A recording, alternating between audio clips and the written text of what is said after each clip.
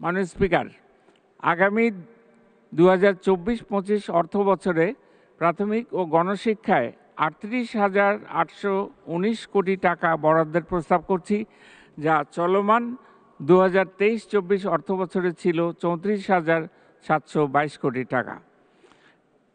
মাননীয় স্পিকার, মাধ্যমিক পর্যায়ে ভর্তির হার 71.8% উন্নীত হয়েছে।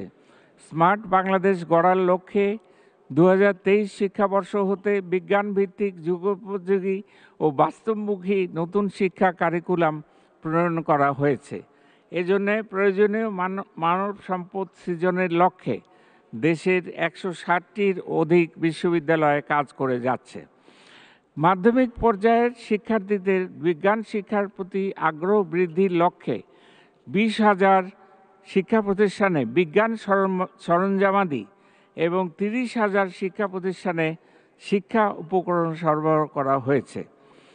প্রধানমন্ত্রীর শিক্ষা সহায়তা ট্রাস্টের আওতায় পরিচালিত সমন্বিত উপবৃত্তি কর্মসূচির মাধ্যমে গত বছরে মোট 1,55,29,799 জন দরিদ্র ও মেধাবী শিক্ষার্থীর মাঝে অর্থ বিতরণ করা হয়েছে। এছাড়া 2012-13 অর্থবছর থেকে 2022-23 অর্থবছর পর্যন্ত স্নাতক পর্যায়ের মোট 15,57,562 জন দরিদ্র ও মেধাবী শিক্ষার্থীকে অর্থ বিতরণ করা হয়েছে।